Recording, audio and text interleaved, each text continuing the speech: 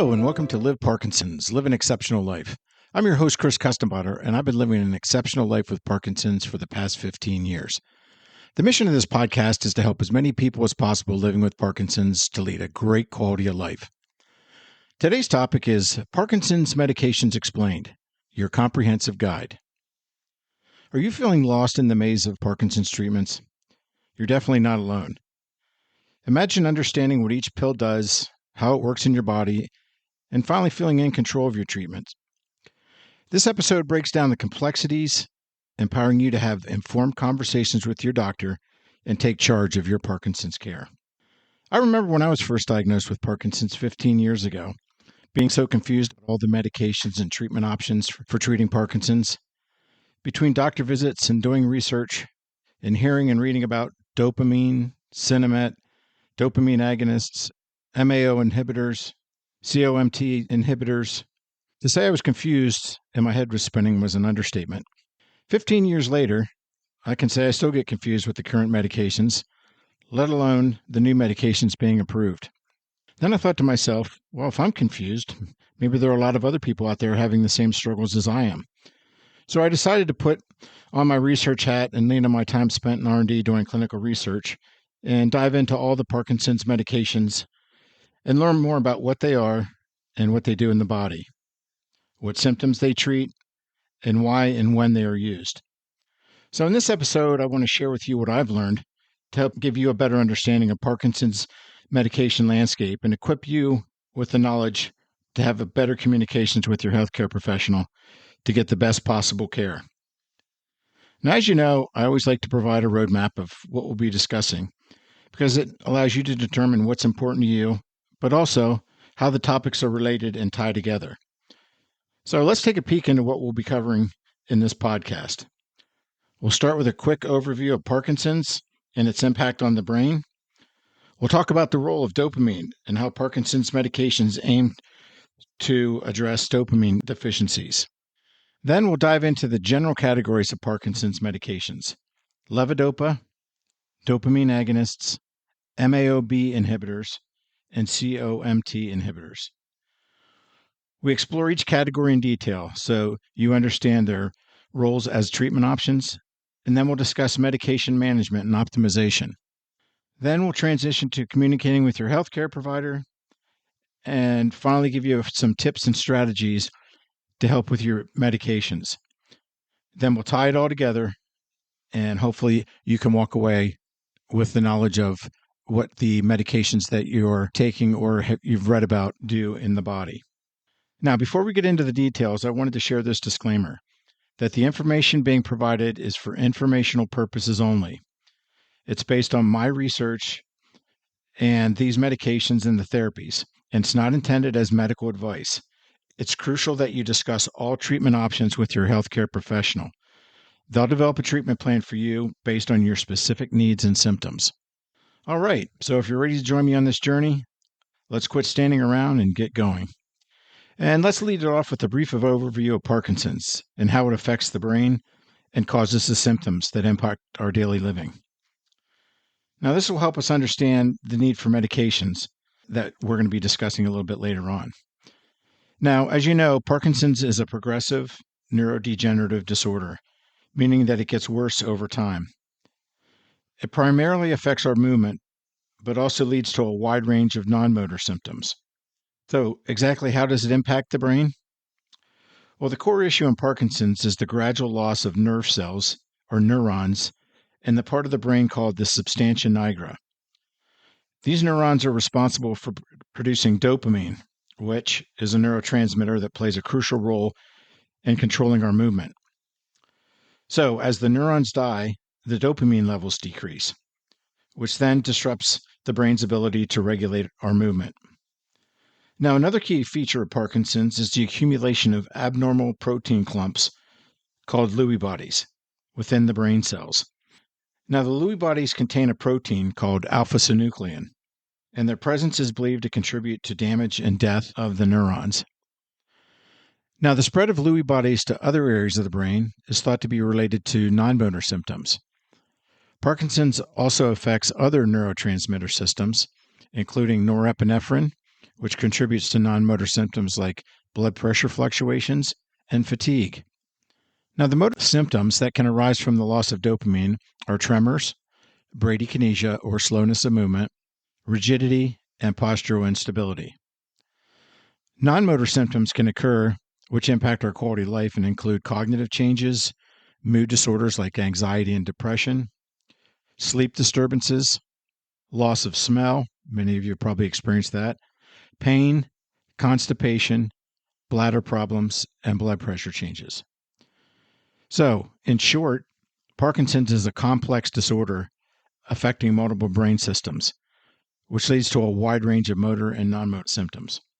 Okay, now that we know that what Parkinson's is related to the decrease of dopamine-producing neurons in the brain, but exactly what does dopamine do? As we mentioned, dopamine is a neurotransmitter, which is a chemical messenger that's going to transmit signals between nerve cells in the brain. So dopamine is important for helping to control our movement, our coordination, and our balance. Dopamine also has an impact on our mood, motivation, and reward and recognition.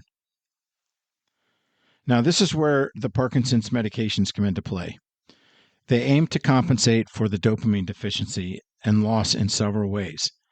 And let's take a quick look at the 4 categories of medications and their function in helping with the dopamine loss. Now, this is just going to be a quick overview of each category. We'll discuss more in detail a little bit later on. And the first up is levodopa. And levodopa is a precursor to dopamine, and it's converted into dopamine in the brain to help replenish the loss of dopamine from the dying nerve cells in the substantia nigra. All right, next up is dopamine agonists. Now, these medications mimic the action of dopamine, essentially stimulating dopamine receptors in the brain and they act like dopamine. Now, the next category is MAO-B inhibitors, and these drugs inhibit the enzyme called monoamine oxidase B, hence the term MAO-B inhibitor, which breaks down dopamine. By blocking the enzyme, they help preserve existing dopamine levels. And then finally, COMT inhibitors. They inhibit the coenzyme, which breaks down levodopa. By blocking the enzyme, this helps to levodopa to work longer. So essentially, the categories of Parkinson's medications either replace lost dopamine, they mimic dopamine effects, or they slow down the breakdown of dopamine or levodopa to alleviate motor symptoms so that you can live a better quality of life. All right, now let's look at each category in detail, and we'll start it off with levodopa. Levodopa is considered the gold standard or the cornerstone medication of Parkinson's. Now, according to the Parkinson's Foundation article, Levodopa is the most potent medication for Parkinson's disease. The article states that its development in the late 1960s represents one of the most important breakthroughs in the history of medicine. Levodopa, when taken by itself, can produce nausea and vomiting.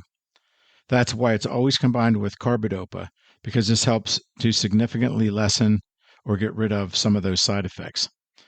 Now, the combined medication is called carbidopa-levodopa, and the brand name formulation is Sinemet. Carbidopa-levodopa is available in many different forms, including immediate release, controlled release, or time release in pills or capsules. It's also available in an intestinal gel called Duopa and an inhaler with inhaled dopamine called Inbrija. Now, let's look at some of the common brand names for levodopa so that you're more familiar with some of the generic names as well. So you'll see Sinemet and Sinemet CR, which stands for controlled release, Rytary, and Crexant, which is one of the newest newly approved forms of carbidopa-levodopa that's designed to extend your on times, and then Inbrija, which is an inhaled form of levodopa to help prevent off periods before your next dosing schedule. Now, it is important to keep in mind that levodopa is usually combined with carbidopa to lessen the potential for nausea and vomiting. Now, there's a number of different doses for each particular medication depending on which one your doctor puts you on. So, and based on your specific needs. So when you see the prescription, you may notice it written, for example, if it was a Cinemet CR prescription, you may see it written as 50 milligrams - 200 milligrams. Or for Rytary, 36.25 / 145 milligrams. So in both these examples, Cinemet CR, 50 milligram, 200 milligram, 50 milligrams is the carbidopa and 200 milligrams is the levodopa. And for the Rytary, 36.25 / 145 milligrams, 36.25 milligrams is the carbidopa and 145 is the amount of levodopa. Now, these are common names you may see for carbidopa, levodopa, and dosing examples written by your doctor. So typically you're going to see, if it's carbidopa, levodopa, 2 dosages. Now let's look at the mechanism of action and how it works in the body to help manage our Parkinson's motor symptoms. Now, remember, levodopa was first used in the 1960s to treat Parkinson's and still remains the gold standard today for treating Parkinson's motor symptoms because it replenishes the dopamine levels in the brain. And here's how it works. Now, first, it's important to note that levodopa, also called L-Dopa, is a naturally occurring amino acid that serves as a precursor to dopamine. This is crucial to note because dopamine itself cannot readily cross the blood-brain barrier, which is a protective shield that restricts the passage of substances from the bloodstream into the brain. Levodopa, however, can cross the blood-brain barrier, and once inside the brain, can be converted into dopamine through an enzymatic process. And let's look at that step-by-step process for how it works. So step 1, entry into the brain. Levodopa is going to be transported across the blood-brain barrier by an active transport system. Step 2 is conversion to dopamine. Inside the brain, particularly in the remaining dopamine-producing neurons of the substantia nigra. Remember, that's the area of the brain that starts to die off and the dopamine levels decrease, which causes Parkinson's symptoms to be noticeable. The levodopa is converted to dopamine by an enzyme called aromatic L-amino acid decarboxylase. Now, that's a tongue twister. That's just in case you want to impress your friends with your medical knowledge. Now, according to the clinical study, aromatic L-amino acid decarboxylase deficiency, published in Gene Reviews, the authors note that the aromatic L-amino acid decarbylase catalyzes the last step in the biosynthesis of the monoamine transmitters dopamine and serotonin. They note that dopamine itself is a precursor for the synthesis of epinephrine and norepinephrine. So when there's a deficiency in this enzyme, it can cause a deficiency in dopamine, serotonin, and epinephrine and norepinephrine, which can cause motor symptoms. And then step 3 is dopamine's effect. Now, the newly formed dopamine then is going to bind to the dopamine receptors on other neurons, restoring the signal that was lost due to the degeneration of dopamine-producing cells. Now, the enhanced dopamine signaling is going to help alleviate the motor symptoms of Parkinson's, such as tremor, rigidity, and bradykinesia. Now, so hopefully that wasn't too complicated. Now, one of the big benefits of levodopa use is the amount of clinical research supporting its use in patients. Levodopa's efficacy in treating Parkinson's has been extensively studied in clinical trials and have shown significant improvements in motor function in patients receiving levodopa therapy. Now, there's some key things to understand that your doctor may discuss with you when prescribing levodopa therapy. These could include on-off phenomenon. Over time, many patients experience fluctuations in their response to levodopa, which you often have referred to as off and on periods. This means you have periods of good symptom control or on period. People say, I'm on right now. And that can alternate with periods of worsening symptoms called off periods. Now, according to the Parkinson's Foundation, managing off time fact sheet, they indicate that to help off time, use a multiple approach, which includes tracking your symptoms and potential causes that you can share with your doctor. And if you visit liveparkinsons.com, you can get a free copy of the Parkinson's Symptom Tracker to help you do that. That way you can go into your doctor and say, these are the major symptoms that I'm having, and you've tracked how serious they are, mild, moderate, or severe, how much they impact your daily living, and the time of day. And that's going to help the doctor be able to make medicine changes or dosage changes. And then balancing your protein is another important piece, because high protein meals can lessen levodopa's effectiveness. And then finally, your doctor may make medication changes to help with your off periods. Now, another consideration with levodopa is dyskinesias, which are involuntary, abnormal movements often caused by long-term levodopa use. So, to summarize, levodopa works in the body. It plays a pivotal role in Parkinson's by effectively replenishing dopamine levels in the brain, which in turn improve your motor function. Now, as with any drug, there are potential side effects, which your physician will help you manage. And then finally, it's important that you take levodopa as prescribed by your doctor at consistent times to help you manage your off periods.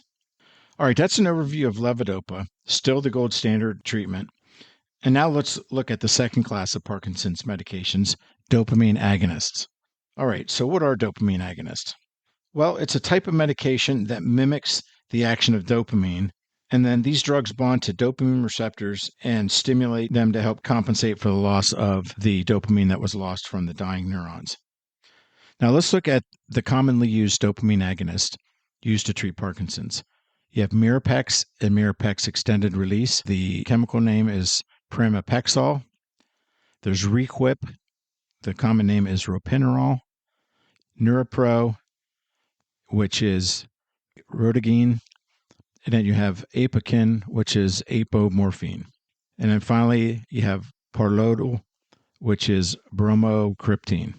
Now, one question that often comes up is, why use these dopamine agonists if levodopa is the gold standard? Well, the answer to this question is really twofold.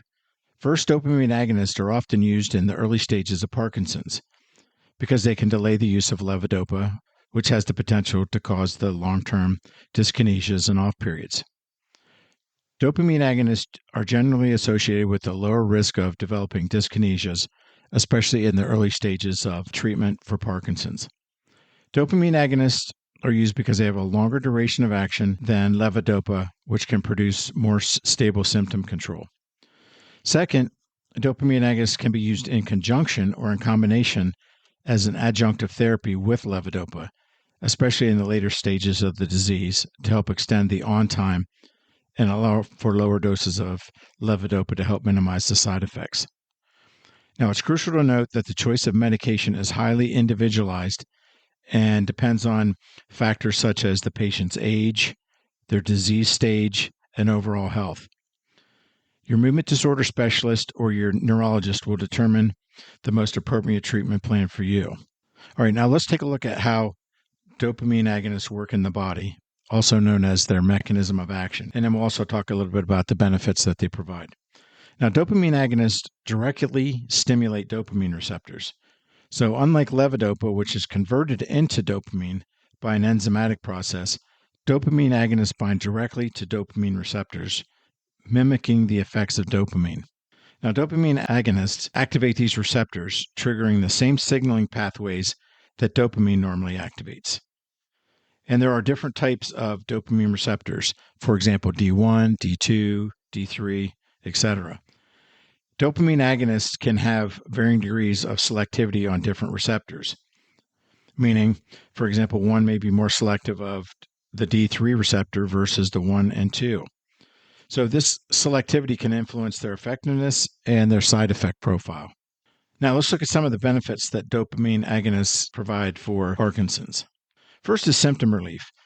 Dopamine agonists can effectively alleviate motor symptoms like tremors, rigidity, and bradykinesia. Second, they can delay levodopa use. They're often used to delay the need for levodopa because while levodopa is highly effective, it does carry the risk of long-term complications like dyskinesias. Dopamine agonists are generally associated with a lower risk of developing dyskinesias compared to levodopa. Third, longer duration of action. Some dopamine agonists have a longer duration of action than levodopa, providing more stable symptom control and reducing the off periods. Fourth, they can be used as a combination therapy with levodopa in the later stages of the disease to extend on times and reduce off times. And also they can allow for lower doses of levodopa, which can minimize the side effects. Now, while dopamine agonists have a number of benefits for managing Parkinson's, sometimes their use can be limited by a range of potential side effects. Some of the common side effects of dopamine agonists include nausea and vomiting, and this is one of the most common side effects, especially when starting or increasing the dose. Now, according to the research article, Dopamine Agonists, published on Stat Pearls as a continuing education paper, the authors note that in addition to nausea and vomiting, orthostatic hypertension, or lightheadedness upon standing, headache, dizziness, and cardiac arrhythmias are the most common side effects of dopamine agonists. They note these adverse effects may also be dose-dependent. Other potential side effects include sleep disturbances, including insomnia, daytime sleepiness, and vivid dreams. All three of those are possible. Now, I took a dopamine agonist during my Parkinson's journey, and excessive daytime sleepiness was one of the big side effects that I noticed, especially at the higher doses. I'd sit there trying to read in the afternoon, and I would nod off, and so it became very frustrating. So I eventually started to wean off of the dopamine agonist I was taking for a long time. Others include visual and auditory hallucinations, which can occur especially in older patients or at higher doses. Also, edema, swelling in the legs and ankle can develop. All right, now dopamine agonists can have some more serious side effects that can limit their use in treating Parkinson's, and these include impulse control disorders. Now, this is a significant concern, and the physician may ask the patient or a family member if they notice any warning signs of these following potential side effects, including pathological gambling, hypersexuality, compulsive shopping, and binge eating. Patients have been documented to spend their life savings on gambling, for example. So impulse control disorders can have a significant impact on patients and their families.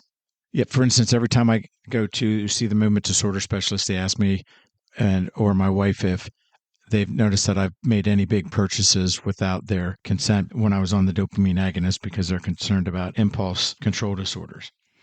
Now, another serious side effect is excessive daytime sleepiness and sleep attacks.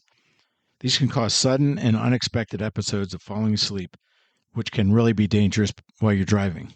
Now, in my case, excessive daytime sleepiness is one of the reasons I stopped taking a dopamine agonist, because it was having a significant impact on my daily life, and it made it difficult to complete some of the things that I really enjoyed doing. All right, so those are the benefits and potential side effects of dopamine agonist, and your physician will help you determine if dopamine agonists are appropriate as part of your treatment plan. And then, as with any Parkinson's medication, it's important to inform your doctor of any side effects you may be experiencing, especially that has an effect on the quality of your life. All right, now let's move on to the third class of Parkinson's medications, MAO-B inhibitors. Now, you may be thinking, what in the world are MAO-B inhibitors? Well, they're medications that block the enzyme monoamine oxidase B, which breaks down dopamine in the brain. So by inhibiting this enzyme, the drugs help increase the dopamine levels. So according to the article, MAO-B inhibitors by the Parkinson's Foundation, they note that MAO-B inhibitors may be useful as early monotherapy, a medication that she's alone, or as an add-on to other medications, including levodopa. When used with other medications, MAO-B inhibitors may reduce motor fluctuations. Now, common forms of MAO-B inhibitors include selegiline, which is aldapril, and this is indicated as a monotherapy for slowness, stiffness, and tremor, and as an adjunct therapy for motor fluctuations. There's also a Segaline HCC orally disintegrating tablet called Zolapar, which is indicated for use as an adjunctive therapy for motor fluctuations. Plus, the need to dissolve the medication in the mouth is especially if swelling issues are impaired. Next up is Rasagiline or Azilect. It's indicated as a monotherapy for slowness, stiffness, tremor, and as an adjunct therapy for motor fluctuations.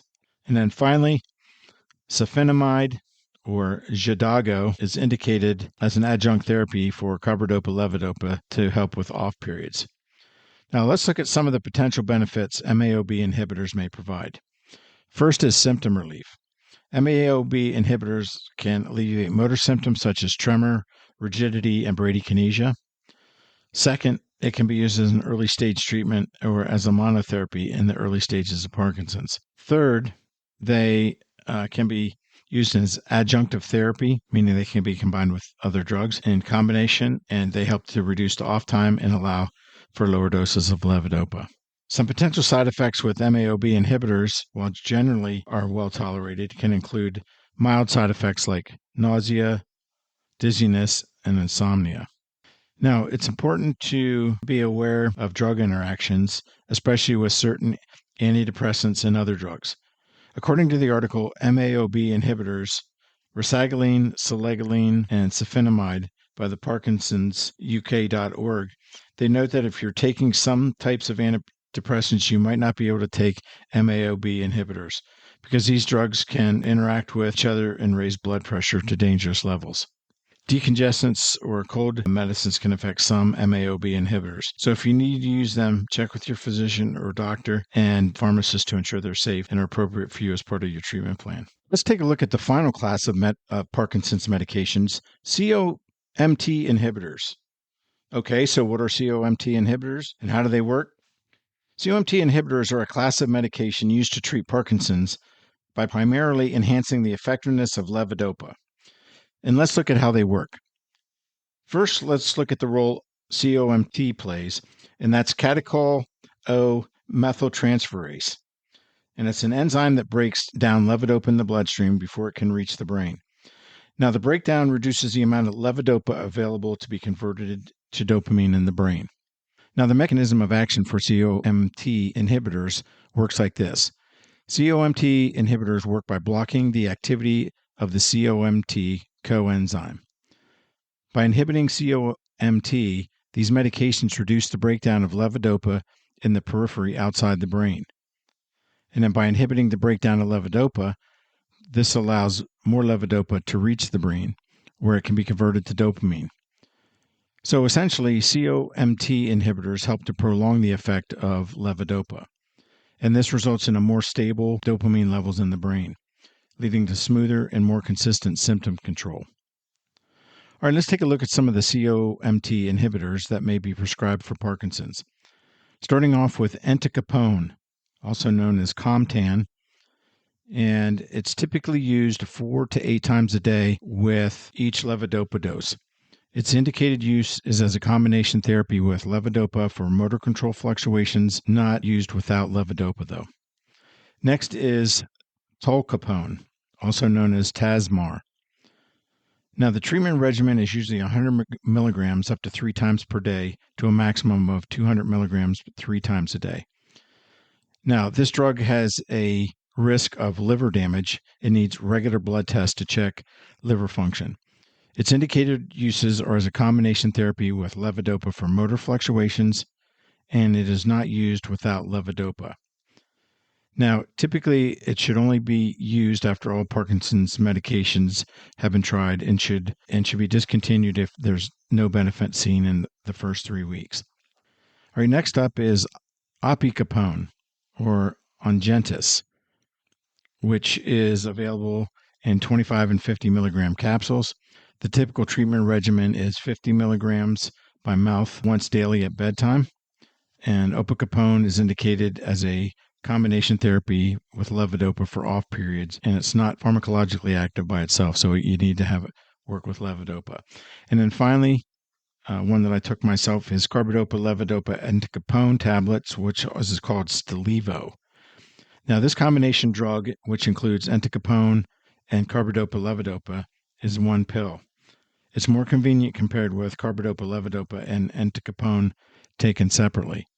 The typical treatment regimen is 150 to 1600 milligrams of levodopa total daily dose, and depending on the daily need, with a maximum of 8 tablets daily. So its indicated use is as a replacement for carbidopa levodopa for motor fluctuations, with the benefit of entacapone, which extends the life of the levodopa.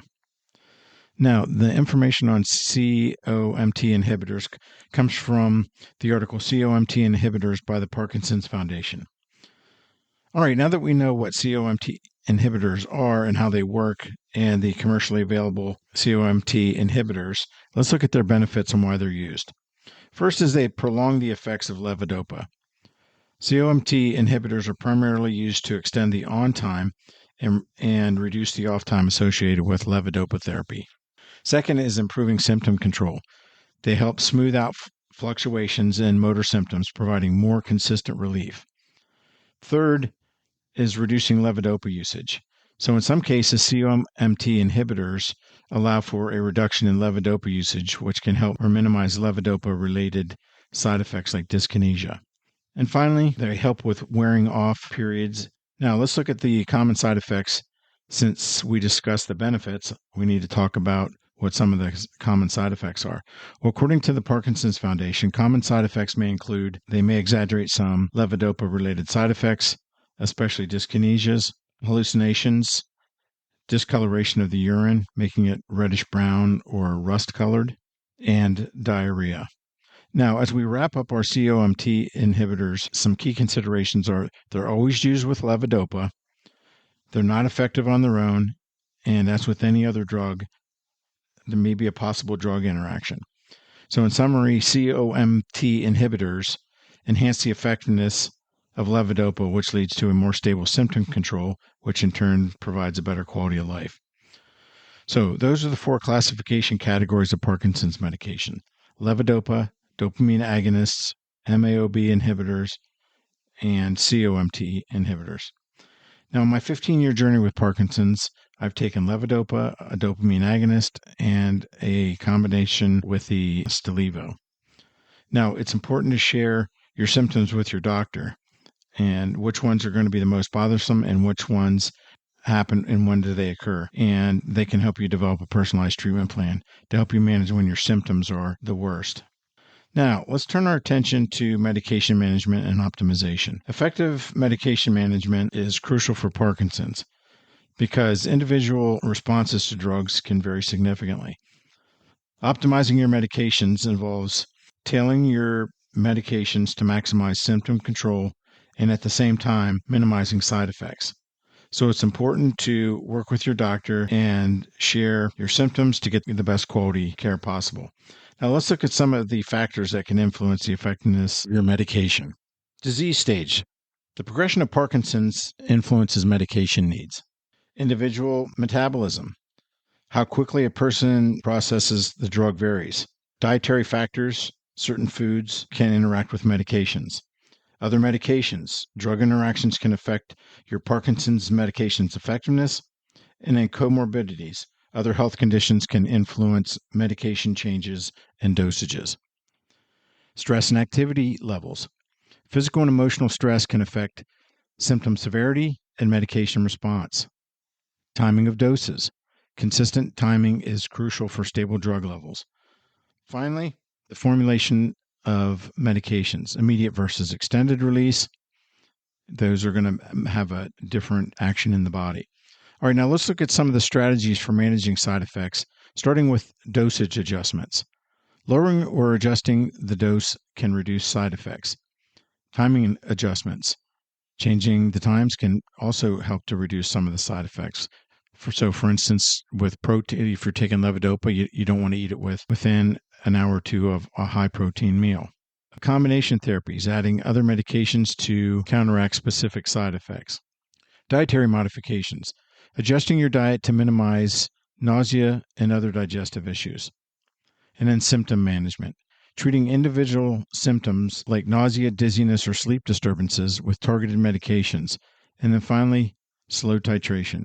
Increasing medication doses slowly over time. Now, it's important to remember that you should have regular medication reviews and adjustments with your doctor.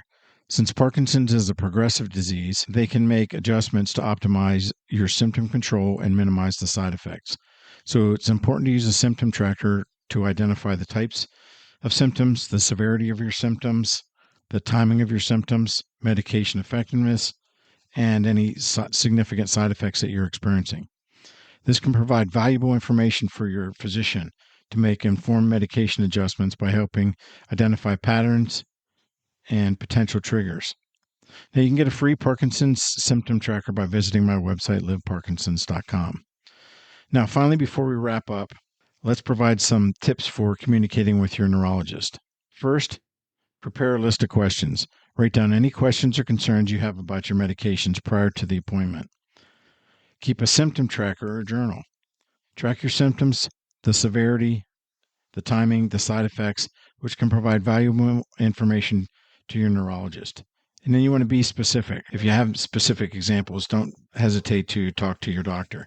Ask for clarification. If you don't understand something, ask your neurologist to explain anything that you don't understand, and repeat back what they say to ensure that you understood correctly. Discuss all medications. Make sure you share all medications. That includes supplements and herbal remedies that you're taking, because this can help prevent drug interactions. Advocate for yourself. So if you feel your concerns aren't being addressed, don't hesitate to speak up. You're the best advocate. And then finally, be honest. You don't have to leave out any of the details, even if they are embarrassing. Now, here are a few communication tips.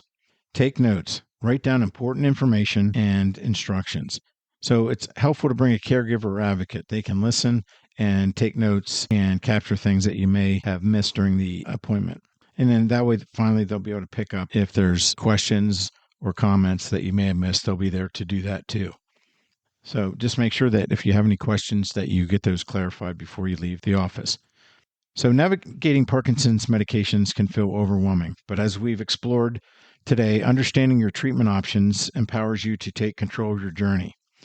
Now, we've delved into the cornerstone of Parkinson's therapy, Levodopa, and its mechanism of action, highlighting the importance of managing its long-term effects.